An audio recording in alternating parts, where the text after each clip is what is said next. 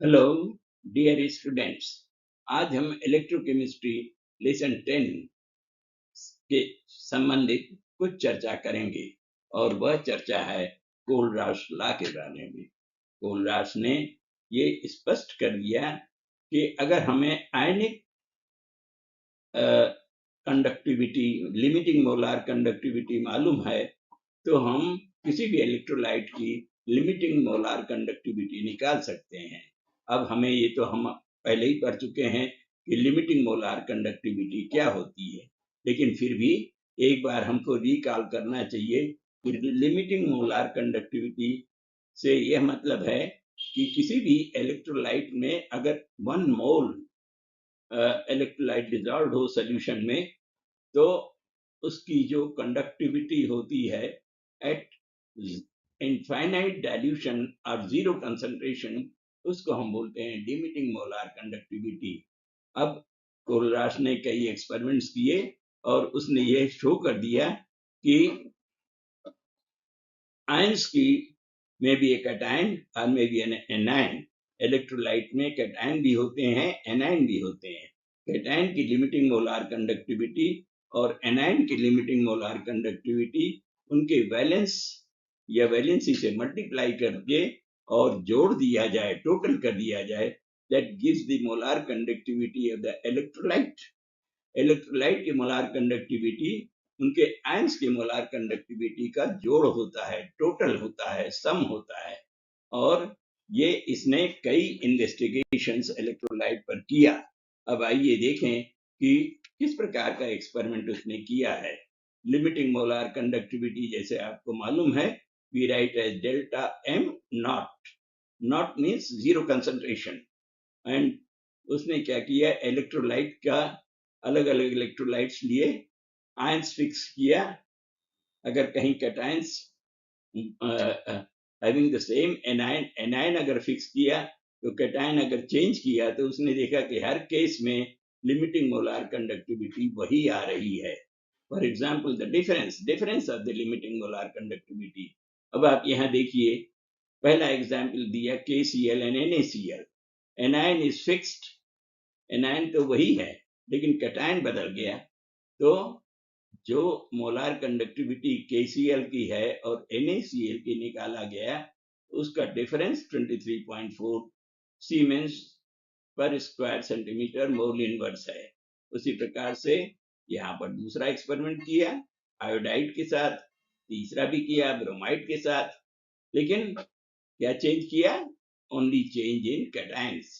So difference in molar conductivity values of strong electrolytes having same anion but different cation is always the same at, of course, 298 Kelvin, that is 25 degrees Celsius, which is regarded as the room temperature.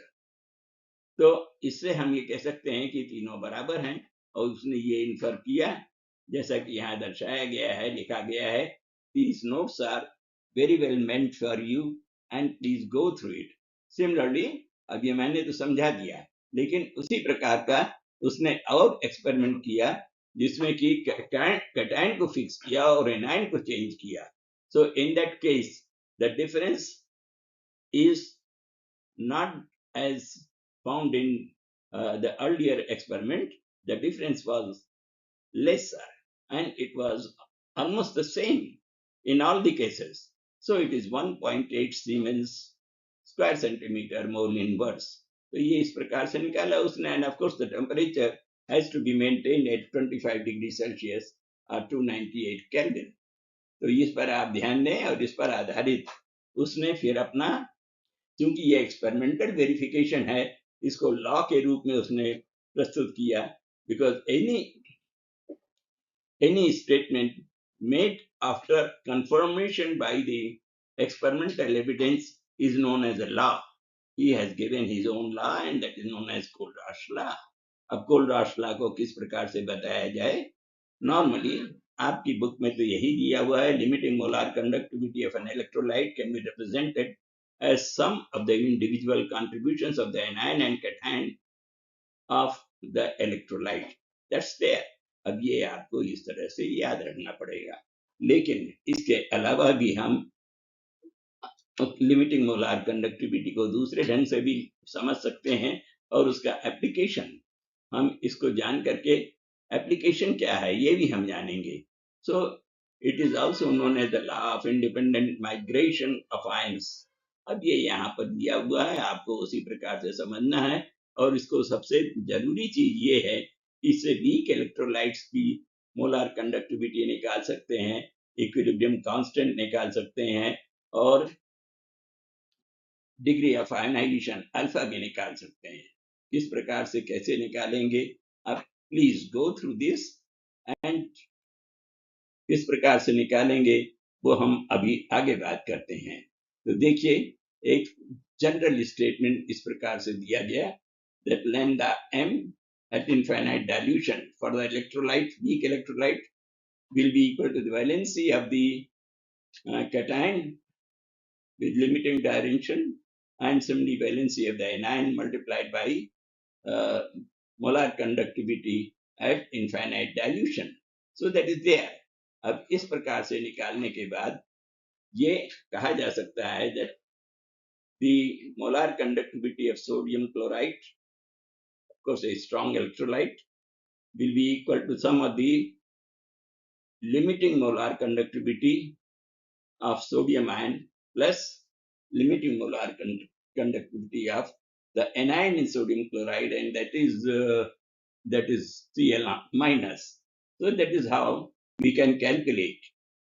And next we get into how to calculate the degree of ionization or degree of dissociation with the help of limiting molar conductivity. ये ratio होता है molar conductivity at any concentration divided by the molar conductivity at zero concentration.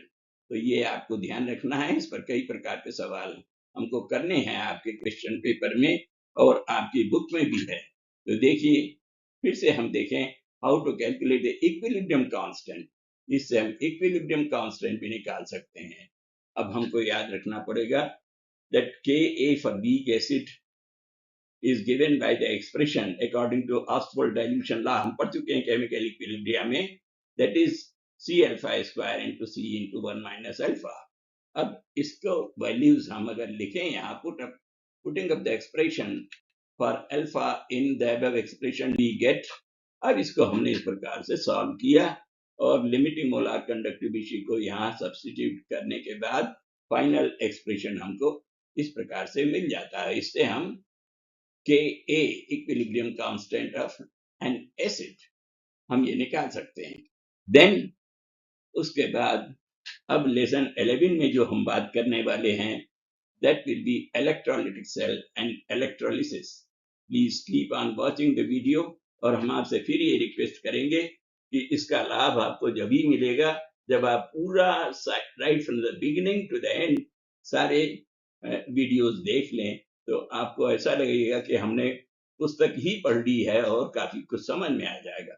Okay, thank you very much. Please do not forget to subscribe our channel.